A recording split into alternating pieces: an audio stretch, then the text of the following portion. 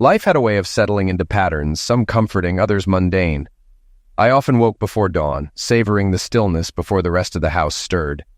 In those early hours, with only the soft hum of the fridge and the occasional creak of the floorboards for company, I felt most at ease.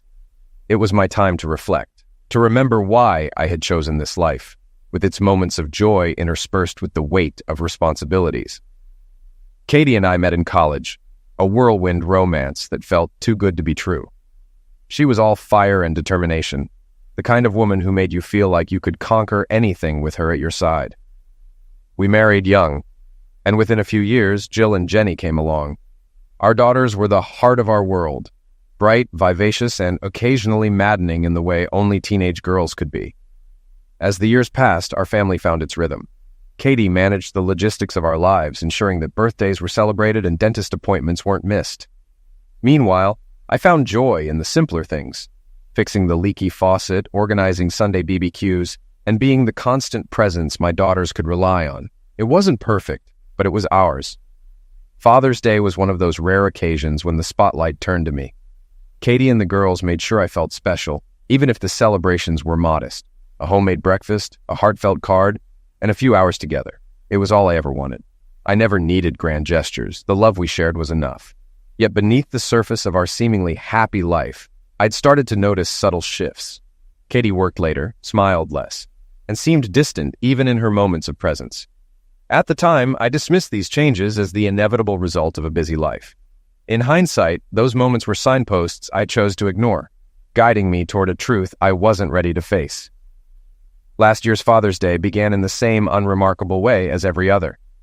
I rose early, quietly leaving the house to avoid waking Katie and the girls, who would undoubtedly sleep in. Mother's Day was my time to shine. I would whip up a hearty breakfast, curate a light midday snack of wine, cheese, and fruits, and end the day with a steak dinner paired with a rich Cabernet. When the girls were younger, they'd eagerly help me in the kitchen, though as teenagers, they left most of the work to me. In contrast, Father's Day meant Katie taking over the breakfast duties, a gesture I appreciated even if I often skipped the meal altogether, preferring to keep my appetite in check for later. That year, I waited for her to wake up so she could make me breakfast, something she didn't know I usually skipped in the mornings to avoid being too hungry. She kissed me, wished me a happy Father's Day, and immediately went to prepare breakfast. We had lunch at a quirky Doctor Who-themed cafe, which turned out to be a fun way to spend the day. My wife is extremely organized, always keeping track of the calendar, from holidays to the kids' schedules. She rarely misses anything, except when I forget something. The following year, she pointed out while going over the calendar that my birthday happened to fall on Father's Day. I wasn't shocked, joking that I hoped I wasn't going to get shortchanged on presents. She laughed and promised something extra special. I couldn't help but wonder if that meant more than the usual birthday and Father's Day treat, a routine that had developed between us over time. She would always start it during foreplay and only finish it on those 2 days. But as the weeks passed leading up to that year's Father's Day, I noticed a change in my wife's behavior. She started working late, snapping at the kids and me, and dressing up more often. She wore makeup, scarves, and low-cut shirts at work, things she had never done before. The Friday before my birthday, she put on a short skirt, stockings, and heels. She told me she was going out with some coworkers, which was unusual since we normally spent Friday nights together. I was surprised and asked if I had forgotten any plans, but she claimed it was a last-minute thing. Her response felt off, though. I was taken aback when she rushed out the door, far more dressed up than usual. Something didn't sit right with me, but I couldn't figure out why. I tried to shake off the feeling, but it lingered. She came home just before midnight, her hair in a simple ponytail instead of the styled look she had earlier. She walked past me without saying anything and went upstairs. A few minutes later, I heard the shower running. I couldn't help but wonder what she had done that required a shower before bed. She didn't come downstairs to say goodnight, and that's when I realized something was off. The next morning, I left for work early, but there was no kiss goodbye, something that had never happened. I was unsettled, but I tried to focus on the day ahead. At the store, Missy, the morning barista, was waiting by the entrance. She was a pretty redhead with striking blue eyes, and even though I was happily married, I couldn't help but notice her. "Hey, Bill," she greeted me. "Good morning, Missy," I replied. She could tell something was bothering me and asked if I was okay. I told her I had a lot on my mind. She offered me a coffee, which I gratefully accepted. As she prepped for the morning rush, I checked in with my team. I made sure to visit every department, even though my managers were competent. I wanted to build strong relationships with the staff. My last stop was the coffee shop, where Missy had my usual black coffee ready. "Here you go, boss," she said with a smile. "Thanks, Missy," I said, leaving a $2 tip. She tried to refuse, but I insisted. "I can't risk a complaint," I joked, referring to how even the smallest issue could lead to a corporate call. She laughed it off, and I went back to work, trying to focus on the day ahead. The day was mostly uneventful, with the most memorable part being when an elderly woman was caught trying to steal cat and bird food. It was a distraction I needed, something to keep my mind off the strange situation with my wife. When I got home, my wife and daughters were getting ready to leave for a concert, a plan they'd made weeks ago, but which I had completely forgotten about. My daughter gave me a kiss goodbye, but my wife didn't acknowledge me at all. I still couldn't shake the feeling that something wasn't right, and I couldn't stop thinking about the odd events from the night before. Later that evening, I tried to dig a little deeper. I checked her email, but there was nothing suspicious. She had a cell phone, so I couldn't check her messages or call logs. I even peeked in the laundry hamper, but since it was Saturday, she'd already done the laundry. I didn't find anything, and after watching a movie, I went to bed feeling just as uneasy as before. On the morning of my birthday and Father's Day, I went through my usual routine: coffee, toast, and some quiet time outside enjoying the nice weather. When I went inside to refill my coffee, I was surprised to see my wife and daughters already up and packing lunch. "We're going to the beach," my daughter Jill said. I went upstairs to get dressed, but as I was putting on my shirt, I heard my daughter Jenny yell, "Bye, Daddy," and the door slammed. I looked out the window as they drove off. It hit me. They had remembered my birthday, but I never expected Katie to forget. Standing in the living room, I heard my phone ring. It was my mom. "Happy birthday and Father's Day, Billy," she greeted me. "Thanks, Mom," I replied. "Kathy has big plans for you today," she said. "No, she took the girls to the beach a while ago," I explained. "That's unusual. She doesn't usually do that," Mom remarked. "I don't know. She's been acting strange lately," I confessed. "Don't worry. She's probably got something planned for later. Love you, Billy," Mom reassured me. "Love you too, Mom," I said.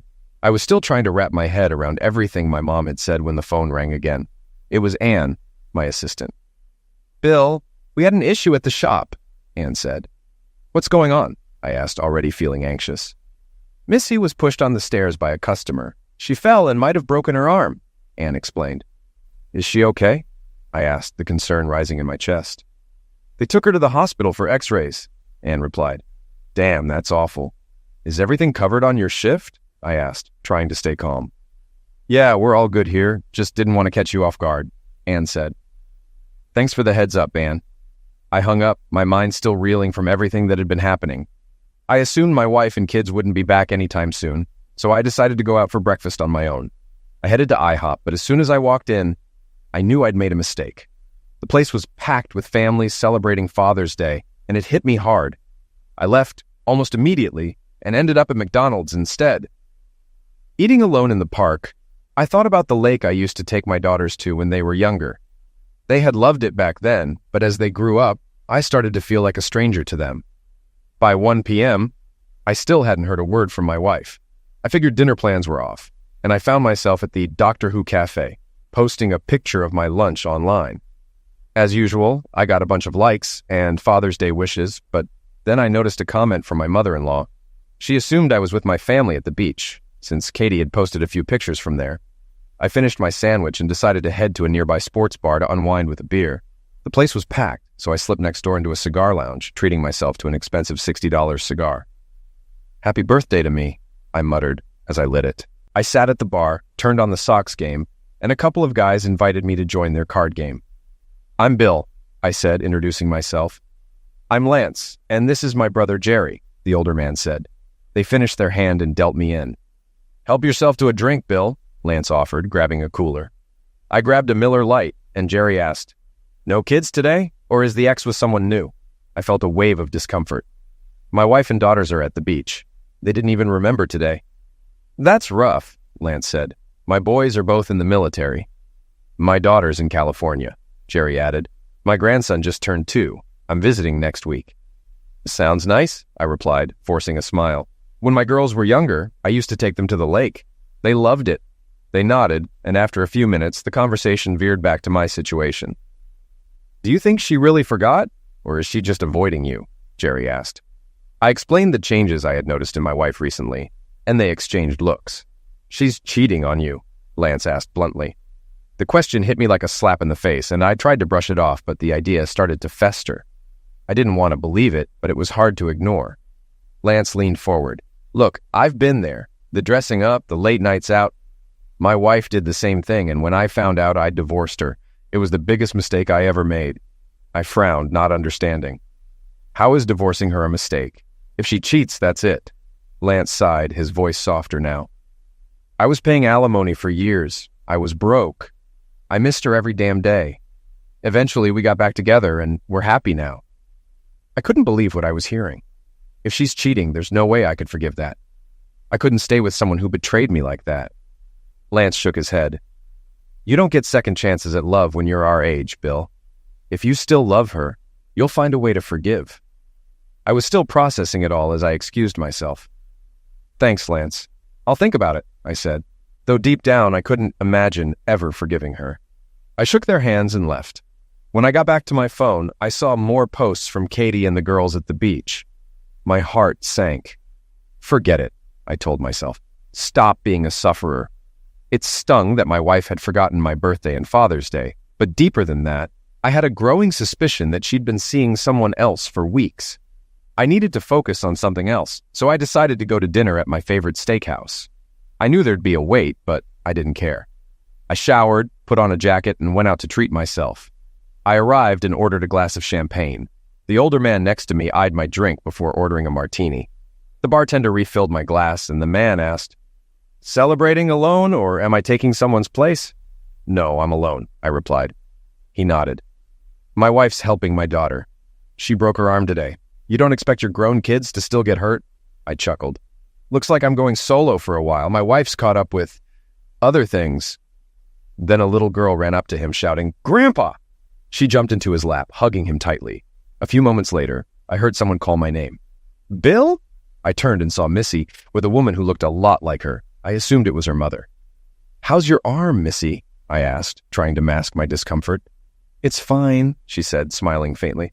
"The painkillers are helping, but it hurt like hell when they set the bone." Missy introduced me to her parents, Jack and Mary, and her little girl, Mia. "Where's your wife, Bill?" Missy asked innocently. "I'm not sure," I answered. "She took the girls to the beach this morning, and I haven't heard from them since—" "Really? On Father's Day?" Missy said, surprised. "That's pretty rough." Mary looked shocked. "She blew you off on your day? What kind of person does that?" I shrugged, not wanting to go into the details. "Forget about her," Mary said, dismissing it. "You're with us now." I understood Jack's earlier comment about red rage. "I don't think I can," I said. "Come on, don't let it get to you," Jack said with a grin. "It's your day, too." "But it's your day, Jack," I protested. "I don't want to crash your celebration." "Nonsense," he said. "This is our day, too." "Grandpa," Mia called, cutting our conversation short. "I know, Pumpkin," Jack said with a chuckle. "I'll be in trouble later." "Daddy," Mia said, looking up at him. Jack winked at me as their buzzer went off. "Pay up, Bill, and meet us at the table." I slipped a $20 bill on the counter, following them to their table. "I'm sorry, Bill," Missy said as I sat down. "My parents can be a bit much." "No worries," I replied. "It's better than being alone." During dinner, we swapped stories about our kids, and Mia laughed at the funny anecdotes about her mom's childhood. As my phone buzzed, I saw it was Katie calling. I let it ring, leaving the phone face down on the table. "Your wife?" Mary asked, noticing. "Yeah," I said quietly. "It's more than you think, isn't it?" Missy asked gently. "I think so," I said, my voice barely above a whisper. "But I don't have any proof." "Everyone makes mistakes," Mary said, glancing at Jack. "Maybe you can forgive her." Missy shot her a look, but I didn't comment. I signaled the waiter to bring the check and paid for the meal. "Thanks for inviting me, Bill," Jack said with a handshake. "It was a pleasure," I said. "Happy Father's Day." When I left, I still didn't have the proof I needed, but I felt unsettled. 2 people had suggested I might be able to forgive her. I wasn't sure I could. When I got home, the girls ran up to me, apologizing for forgetting Father's Day. Don't worry about it, I said, hugging them both. I didn't expect you to remember. Jill ran inside to tell Katie, "It's your birthday today. We didn't know. I'm so sorry." She broke down in tears, pressing her face into my chest. "You must hate us." "No, sweetheart, I love you both," I reassured her. "Your mom suggested the beach, and we didn't think—" She trailed off. "It's fine," I said. "Don't worry about it." I didn't mention the anger I felt toward their mother. That was something I'd deal with later. "Let's go inside," I said softly. After changing into something comfortable, I came downstairs to find Katie sitting alone, crying. "I'm sorry," she whispered. But I didn't respond. I walked outside to the deck, cracked open a beer, and tried to focus on something other than her tears. Then I heard the sliding door open. "Bill, What's his name?" I interrupted, not looking at her. She stayed silent. "Bill, what's his name, the man you were with on Friday?" My anger surged as soon as she didn't deny it. That was it. I knew I was going to need a divorce lawyer. Nearly 2 decades of marriage, gone. I had been such a fool. As my mind raced, I couldn't help but wonder how long this had been going on, whether he was the first, or if I even knew him. Betrayal has a way of making everything spiral out of control.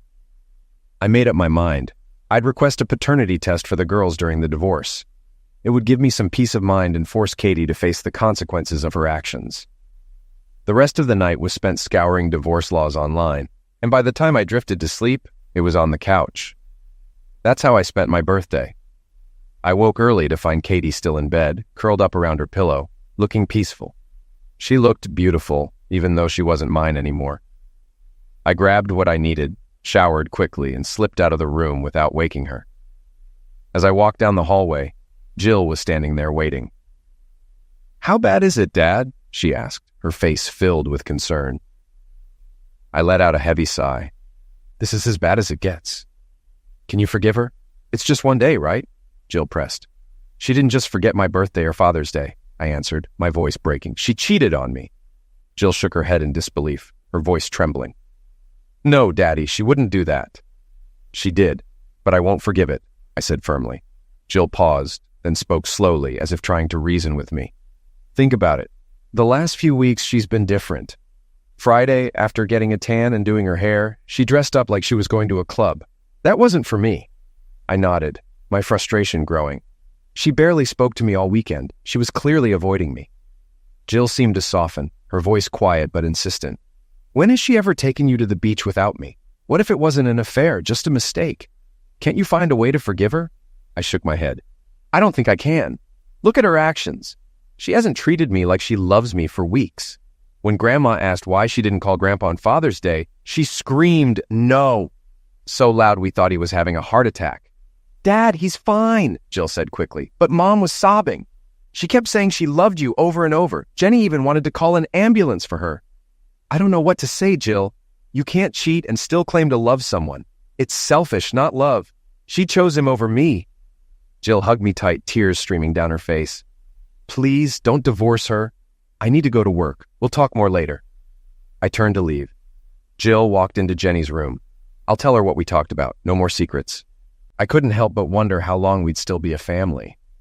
Kathy had been too busy to reach out, so I kept my composure. The only thing out of the ordinary was filling out Missy's accident paperwork. She was going to be compensated for her vacation, and I hoped she wasn't too stressed out. I didn't know much about her personal life, only that she wasn't married.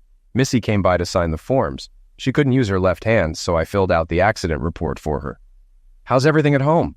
she asked, her voice cautious. "Not good," I replied. She didn't deny the affair when I confronted her. "Damn, Bill, I'm sorry," Missy said. "I know you probably don't want to hear this, but I get it. My ex cheated on me while I was pregnant. I kicked him out before our daughter was born. Your mom said she forgave Kathy last night. It felt strange," I said. She looked right at your dad when she said it. "Yeah, I noticed. Makes me wonder if one of them was cheating too," Missy mused. "I'm sorry," I muttered. "You don't have to be," Missy replied. "They seem happy enough, so they're free to do what they want." "I don't trust liars," I said flatly. After work, Kathy wasn't home. I assumed she was with her new guy, and it pissed me off. I drove to her grocery store and saw her car in the parking lot. To my surprise, she was sitting in the car with a younger man. When she saw me, she yelled, "No," and jumped out of the car, but I didn't stick around. If she wanted to cheat, let her. She could have him. I was done. I went home, packed a bag, and planned to stay at a hotel until I found a place of my own. Before I could leave, Jenny and Jill came running to me, crying and begging me to stay. Sorry, girls, but your mom was about to cheat on me. I saw her with a guy in her car. Dad, this has to be a mistake, Jenny said, desperation in her voice. I saw what I saw. She was with a man after work. Why else would she be with him in the car? Please, Daddy, don't break up the family, Jenny sobbed. Your mom did this, not me, I said, hugging them both tightly. I love you both. I'll stay in touch every day, I whispered, kissing their cheeks. I left them crying in the bedroom and went to the garage. As I pulled out, Kathy nearly ran me off the road, speeding away. I shook my head but kept driving. The following week was a nightmare. Kathy bombarded me with calls every hour for 3 straight days. She must have taken vacation since she couldn't call from work. Her voicemails were desperate, but I deleted them all. After a few days, my mother, mother-in-law, both daughters, and Kathy's sister all begged me to talk to her.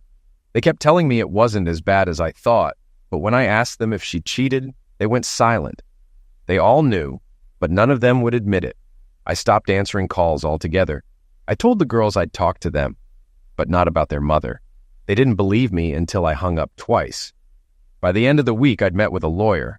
I wanted a 50-50th split of the house, with her staying there until the girls moved out, then selling it. The lawyer said I could get more, but I didn't care. The best part? I wouldn't have to pay her alimony. She made enough money to support herself, and I wasn't about to fund her relationship with her lover. The problem was, I didn't have concrete proof of the affair. Without that, the judge might classify it as irreconcilable differences. But my lawyer had the divorce papers ready, and I felt a sense of relief. No forced mediation, no long battle, just a fair split. Kathy fought back once she received the divorce papers, claiming she only slept with one man, the Friday before my birthday. Her family turned on me again, saying I was the bad guy for not letting her explain, as if any explanation would make it okay. My mother called me weak for not fighting for my marriage. My mother-in-law said I'd broken my vows too. My daughters begged me to stay, saying the divorce would scar them. It was unreal. I hadn't done anything wrong, yet somehow I was being blamed. I even asked my daughters for DNA tests, telling them it was a court order. Kathy sent me a letter, admitting to the affair but trying to downplay it, claiming it was just one time with the 21-year-old and that he was worthless. She also claimed I told the guy to never contact her again after I caught her. It didn't matter. She had cheated. That was enough. And the best part? Her letter gave me the evidence I needed. I didn't even need to prove infidelity in court. Despite her resistance, the judge approved the divorce within 60 days, and I was labeled the bad guy. My family stopped speaking to me, but I stood firm. I called my daughters every day, leaving voicemails, but they never picked up. I refused to let them blame me for the silence. On Sundays, I started meeting Missy for coffee. It was a coincidence at first, when I ran into her and Mia at a local cafe. I invited them to join me, and we spent a while talking, with Mia busy playing on my iPad. Missy tried to reassure me that my daughters would eventually come around, even though I feared Kathy's influence might have a stronger pull on them. The following Sunday, I saw them again. Missy teased me, asking if I was stalking her. I laughed and told her that I just appreciated the quiet mornings. It wasn't intentional, but we ended up meeting each week. Her company was easy to enjoy, and Mia's energy was a welcome distraction. The day my divorce was finalized, I went to the house where I'd spent almost 2 decades with Kathy. She answered the door, her face blotchy from crying. Without saying a word, she gestured for me to come inside. "Are the girls home?" I asked. "They're at the school play," Kathy replied, her voice breaking slightly. "I know why you're here," she said, her voice low. "Really?" I shot back, a bitter smirk crossing my face. "You waited until it was too late to stop this, didn't you?" "I knew you'd try to get me back," she admitted. "But I couldn't let that happen." "You broke my heart," I said, my voice flat. "I'm not forgiving you." "Bill, it was just one mistake. Why can't you forgive me? Didn't you love me like you used to?" she cried, tears streaming down her face. I laughed darkly. "Did you love me when you were flirting with him? Did you love me when you ignored me on my birthday? If that's love, then I don't know what to say." "I never wanted any of this," she sobbed. "I never wanted a wife who cheated on me," I snapped. "But here we are." She gasped, but I cut her off before she could say anything else. "Not only did you break my heart, but you turned my family against me. I'll never forgive you for that." "It's your fault for overreacting." she shot back defensively. I could feel my anger flare again. If you don't get my family to apologize to me, I'll tell every man you date what you did. I'll make sure no one ever trusts you again. You can't blame me for this, she said, almost pleading. Oh, really? Did I cheat on you? I retorted. You've taught our daughters that cheating is fine. They'll grow up thinking it's acceptable and I'll be the villain. Well, I'm done. I'm not going to keep playing the fool while you chase some guy's attention. I pulled my hand out of hers. Rot in hell, I spat, turning and walking out as she cried behind me. A few weeks later, Missy stopped by my office. Got a minute, Bill? She asked, her voice light. Sure, I replied, unsure of what was coming next. Does the company have any rules about dating employees? She asked, and I immediately understood what she was implying. I was hoping to ask you out, I admitted, unable to hide my smile. We do have a strict maltreatment policy, I continued. If things don't work out, it's on us, not the company. Good, she said, handing me a folded note with her address and phone number. Dinner tomorrow night. Mia's coming too. I grinned. I'm looking forward to it. She left with a light-hearted step, and I couldn't wait for the evening to come. Later, I left a voicemail for my daughters, letting them know I missed them and giving them an update on my life. I knew it might stir things up, but I was ready to move on. Missy seemed like a good place to start. Missy was not only beautiful, but also genuine, and I'd already met her sweet daughter and her warm parents. It felt like a fresh start, something I desperately needed. Then just 15 minutes later, I got a text from Kathy. I can't believe you're already dating. You're a fool. I laughed to myself, realizing how delusional she was. I wasn't mourning our marriage. At 41, I was still young enough to start over. Missy was in her early 30s, and maybe she'd want more kids down the road. But for now, I knew she was looking for something serious, not just a fling. That evening, I prepared for dinner with Missy. I felt good about myself, fit, successful, and ready for a new chapter. But as I thought about dating again, I realized how much things had changed. Dating was different when you weren't married anymore. Back then, everything had been so easy. I even found myself worrying about how to please a new partner. But I shook off the anxiety. I was ready to move forward, even if it would be awkward at first. With a bottle of wine, a bouquet of flowers, and a stuffed bear for Mia, I headed to Missy's house.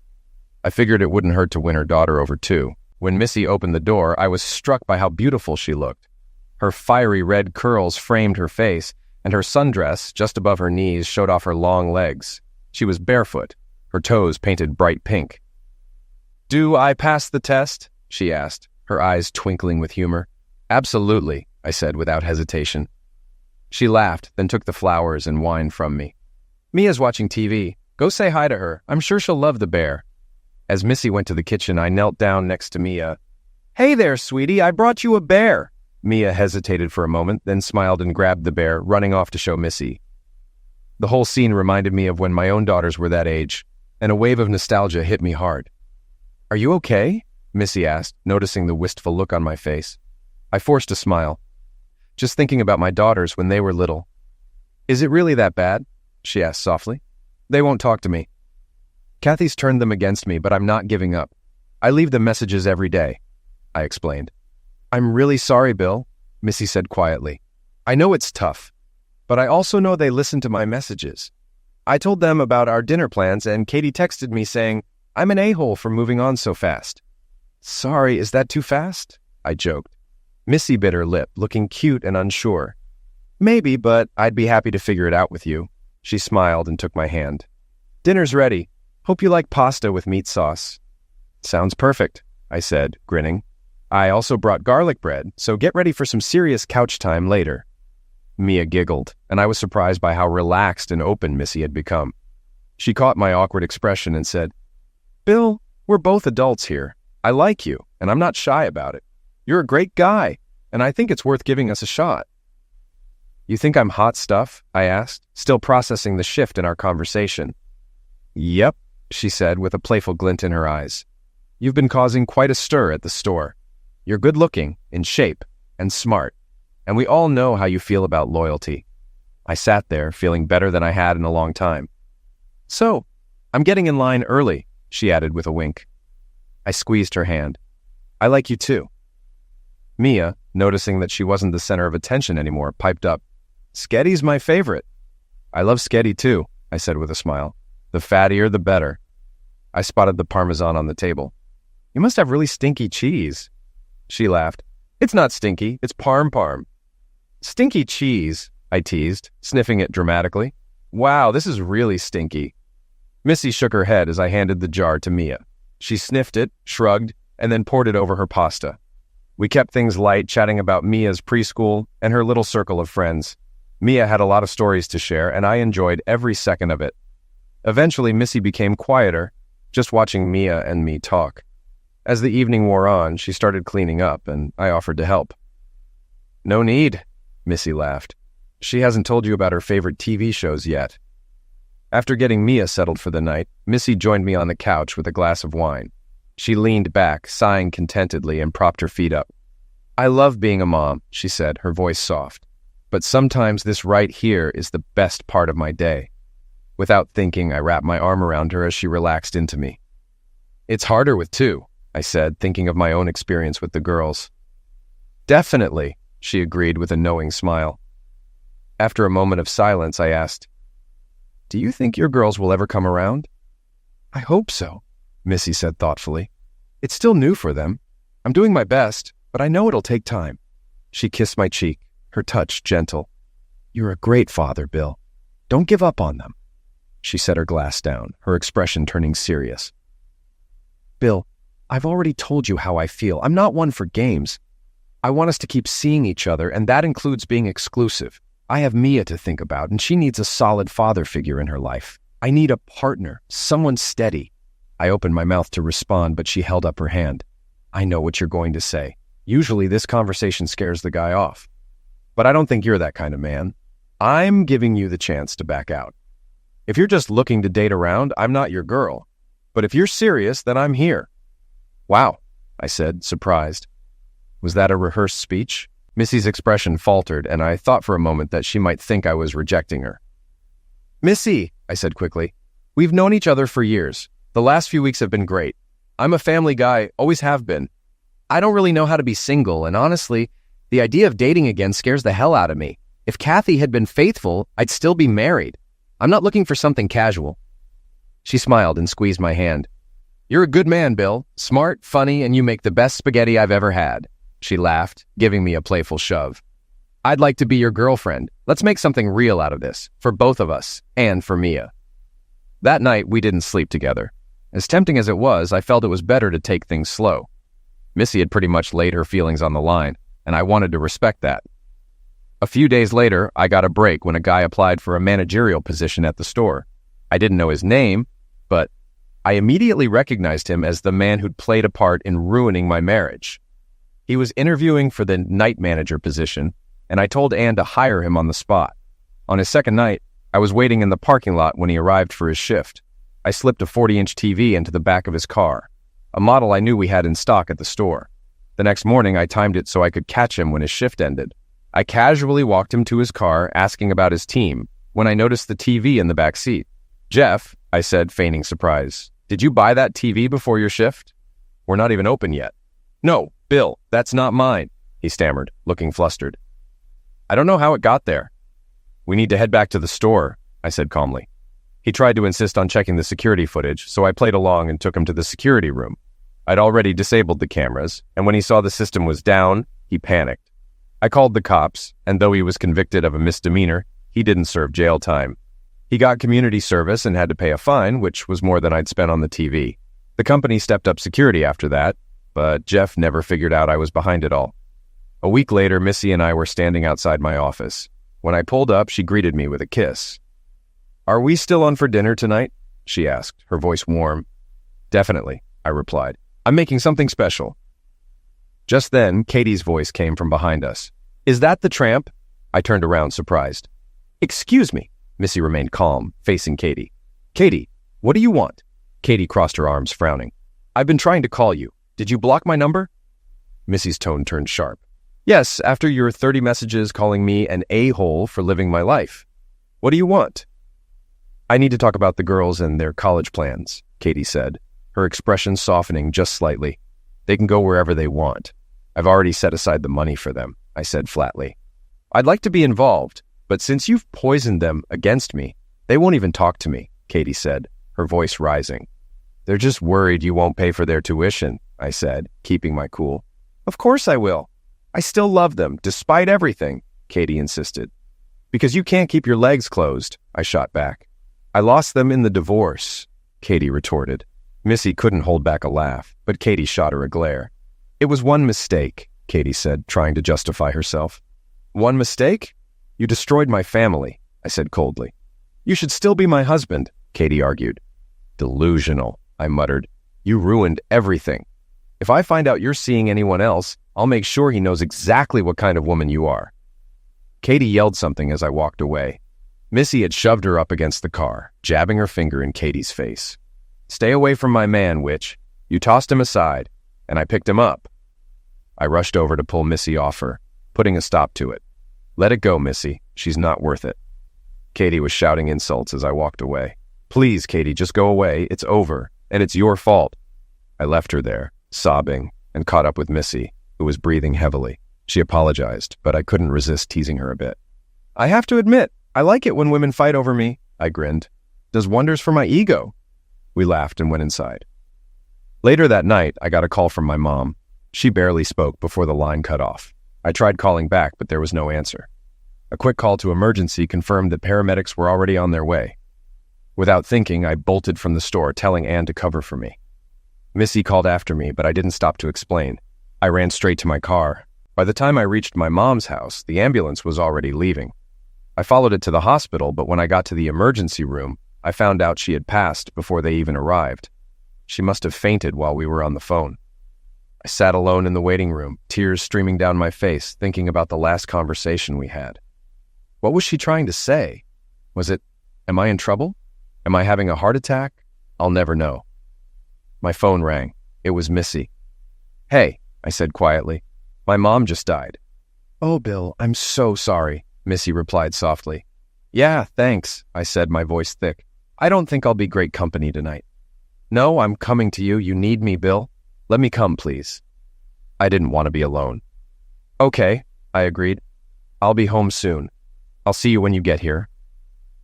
After hanging up, I got in my car. Instead of heading straight home, I drove to my old house.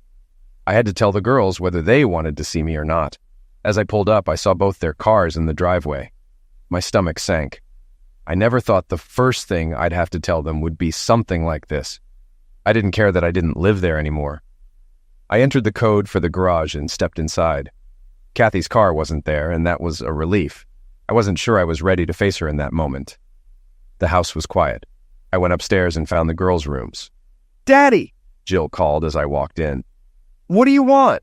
Jenny shouted from behind her. "Did you come to beg?" Jenny added with a sneer. "Well, you can go to hell," I said, cutting her off. "Grandma had a heart attack and died this morning." Both girls froze, their faces filled with shock. "I just thought you should hear this from me," I added. "Now I'm going to hell," I muttered as I turned and walked out. Jenny yelled after me, but I didn't stop. I went straight to my car and drove away. I ended up at the small lake where I used to spend so much time with the girls. The air was cold and the water was just beginning to thaw, perfectly still. I sat on a bench and cried, not just for my mom, but for the distance that had grown between me and my daughters. Jenny's anger echoed in my mind. It was clear she didn't want me in her life. I couldn't help but wonder if I had made a mistake somewhere along the way. What had I done to make them hate me so much? Katie was the one who had destroyed our marriage. Why couldn't they see that? I don't know how long I sat there, but then I heard footsteps. I turned and saw Katie and the girls approaching. "How did you find me here?" I asked, staring at the water.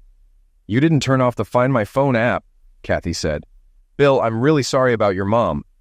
"Yeah, well," I spat. "Do you regret her end? Or the fact that you turned her against me and she died without making up with me?" She didn't respond. "Leave me alone. I can't deal with you right now," I said. "I'll never forgive you for what you did to me.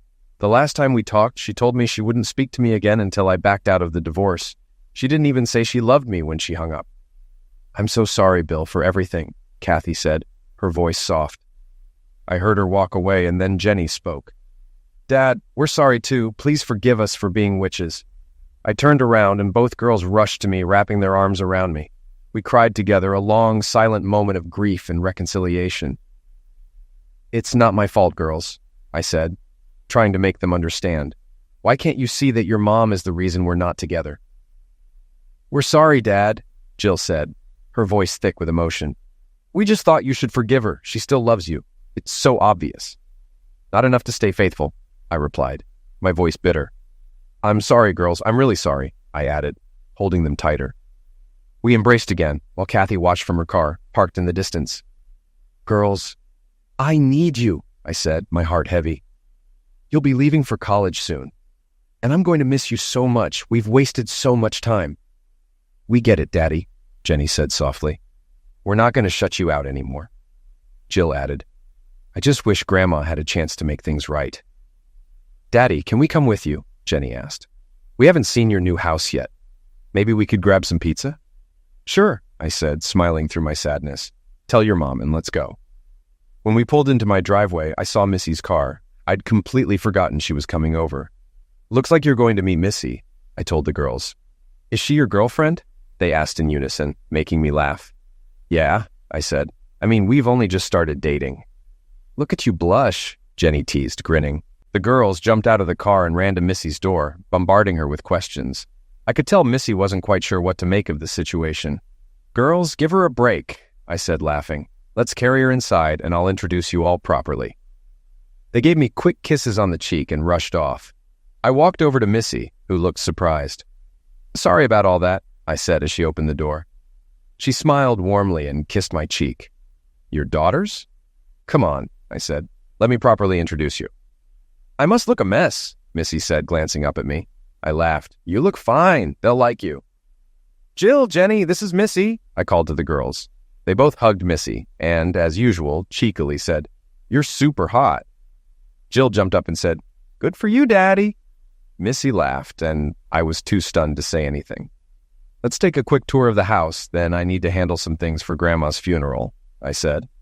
Bill, I'll order the pizzas while you show them around, Missy offered. Sounds perfect, I said. You're reading my mind. Oh, the girls said in unison, their eyes wide. I shook my head as Missy smiled. I decided to wait until the next morning to share the news about my mom. I'd write an obituary for the paper and post the funeral details on Facebook after visiting the funeral home the next day. After dinner, we spent hours telling Missy stories about my mom. The girls, in their mischievous way, added a few embarrassing stories about me to keep Missy entertained. It wasn't my fault the pier was wet. I didn't mean to fall in the lake, I defended myself. Before long, I noticed the time. It was already 10 o'clock. Girls, time's getting away from us, I said. It's getting late, they frowned. Can we stay the night? I don't have the guest rooms set up yet, I replied. Okay, here's the deal, I said, trying to lighten the mood. I'll pick you up in the morning and we'll go out for breakfast. But if you don't mind, I could really use your help sorting through Grandma's things. Of course, Dad. We'll help however we can, they replied. Thank you, I said, grateful for their support. Missy, would you like to go for a ride or do you need to head back to Mia? I asked. She's with my parents tonight. Jill shot up from her seat. Who's Mia? Mia is my 4-year-old daughter, I explained. Both of them squealed. Oh my God, I can't wait to meet her, Jenny exclaimed. Missy laughed at their excitement. I promise, soon. Okay, let's go, I said. After we got back to my house, Missy and I sat on the couch. They're great girls, Missy said, smiling. I'm glad we're finally getting along, I replied with a sigh. I just wish it didn't take losing my mom to make it happen. Missy snuggled into me and I wrapped my arms around her. I fell asleep with her there, feeling the warmth of her embrace. When I woke up the next morning, Missy had covered us with a blanket, still curled up against me. I couldn't remember the last time I'd felt so close to someone. I kissed her forehead gently. Sorry I fell asleep on you, I said softly. She mumbled, stretching. It's fine, baby. You've had a long, emotional day. Would you like to join me and the girls for breakfast? I asked. Only if I can bring Mia. My parents have plans this morning, she replied. Of course my daughters will love her, I said, smiling. I texted the girls and asked them to meet us at IHOP. When I walked in, holding Mia's hand, the girls immediately rushed over to her. In no time, Mia was lifted into the air, twirling and laughing, surrounded by kisses. I have to go to the bathroom, she squealed. The girls chorused, We'll take her, and hurried off to the bathroom. I don't know, Missy, I said with a grin. Do you think they'll get along? She playfully gave me a tap on the shoulder and kissed my cheek. "I hope it stays that way for years to come," she said. It was a little unnerving to hear her say that, considering we'd only been on one official date, but I had to admit, I was starting to feel the same way. As we sat down to eat, Mia and the girls talked nonstop. Mia asked so many questions about their lives that even the girls seemed surprised by her curiosity. She wasn't just talking about herself. She genuinely wanted to know everything about them. The girls were pros at interacting with kids. They were neighborhood babysitters, after all. They knew all the best kids' shows and movies, and Mia was eating it all up. I noticed how quickly she bonded with Missy, too. There was no jealousy or hostility. Despite the rocky past with my daughters, they had warmed up to Missy almost immediately. They hadn't spoken to me for months after the divorce, yet they embraced Missy without hesitation. I didn't quite understand it, and I was going to have to ask the girls about it later. After making a few calls, sorting through my mom's things, and visiting the funeral home, I finally had a moment to relax. The girls came over for dinner, and Missy and Mia had left after breakfast to give us some space. Missy didn't want to be around during the emotional stuff at my mom's house. She thought it would be too hard for Mia with all the questions while we were still processing everything. "Daddy, are you in love with Missy?" Jenny suddenly asked, her tone serious. "We've only been out a few times," I said, trying to keep it light. "It's too soon to say that." Jill raised an eyebrow. "Okay, Dad." "You ever seen those cartoons where the girl looks at her prince with hearts floating around?" I nodded, chuckling as I bit into my pizza. "Well, she looks at you like that," Jill said, "like she's got hearts in her head." Before I could respond, both girls looked at me and said in unison, "We like her." I went from amused to frustrated. I tossed my pizza slice back on my plate, wiped my hands, and walked to the sink to collect myself. "Daddy," Jenny said softly, "how can you break my heart all this time, then tell me you like her? What did I do to make you shut me out, to ignore me, and tell me to go to hell when I needed you? How many times did I cry over messages you didn't care to hear?" Jill spoke quietly. "Mom made us—" "What?" I asked, stunned.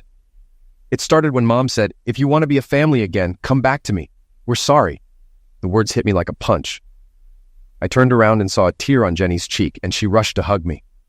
"Dad, we're sorry," she whispered. "When it didn't work, Mom told us you left us and wouldn't pay for college. She said your messages were just a way to look good in the divorce," Jill explained. "And you believed that?" I asked, my voice thick with disbelief. "How could we not?" Jill said softly. "We thought you were being unreasonable." "What about me?" I asked. "Would you let your boyfriend cheat on you?" They didn't answer.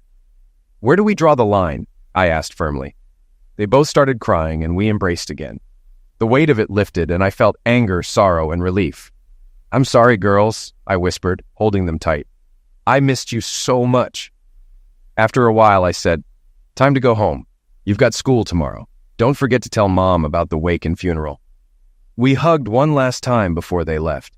Watching them drive off, I looked up at the sky and whispered, "You didn't have to go, Mom. But thanks for bringing them back to me. I'll miss you."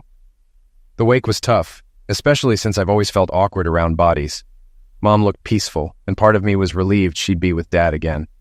He had passed away a few years ago and didn't want a traditional wake.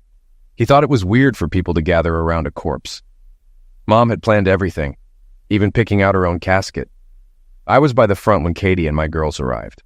They gave me warm, tear-filled hugs. Katie stayed back, giving me space. After the prayer, Kathy placed something in the casket, a photo of the three of us, with Kathy holding Mom and our babies in her arms. It made me tear up. I gently placed it next to her hands and lost it for the first time that day. Later, the priest began the prayer service, and Kathy stayed at the back, talking to everyone. You can't be part of a family for as long as she was without forming bonds. The immediate family was supposed to sit in the front row. My girls were on my right, Missy on my left, but something felt off. I looked around and saw Katie standing in the back, wiping her eyes. It didn't feel right. Mom would have wanted Kathy up front too. She was like a daughter to her. I walked to the back of the room and people followed me. I held out my hand to Katie. "Come here. You don't need to stay back there." Katie sobbed and hugged me. "Thank you," she whispered.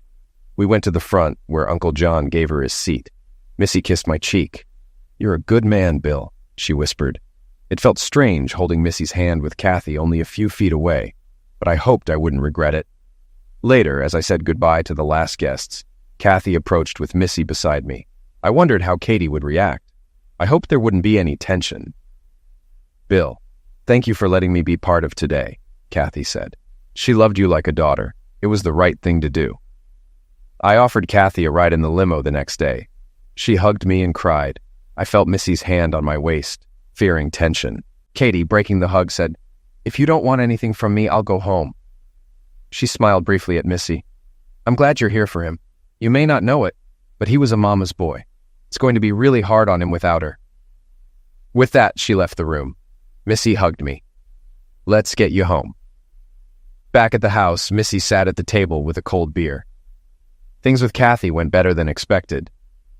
"I was worried she'd start something with you," I said, relieved. "Well, the girls helped with that. We just need to get through tomorrow." I hoped she was right. I don't know why I was so uneasy about Katie. Maybe I'm paranoid. "Will you stay the night with me?" I asked. She smiled, took my hand, and said, "You couldn't kick me out if you tried." We didn't make love, but having her spoon with me was the best sleep I'd had since the divorce. As we waited for prayer to begin, Kathy whispered, "I'm not going to cause trouble." "I know," I lied. "I'm just uncomfortable." She scoffed. "How do you think I feel? I'm an outcast here." "No one thinks that about you," I said, trying to reassure her. Jean, my mom's friend, patted me on the shoulder. "Your mom was wonderful. We'll all miss her." After the funeral, we went to my mom's favorite Polish restaurant. Kathy seemed uncomfortable, searching for a seat. I led her to the table where Missy and the girls were sitting. "Kathy, you'll always be family. No matter the divorce, you're welcome here." She thanked me, and a tear rolled down her cheek. I'm not sure when I got over the pain Kathy caused, but eventually, I did. Life went on. The girls went to college and Skype with me every week. Missy and I are still together, and I'm close to proposing. Katie and I still talk occasionally, but we're on good terms. She's dating a nice guy, and I hope things work out. Some may think I should have forgiven Kathy, but I just couldn't. Maybe I'm the bad guy, but I can live with that.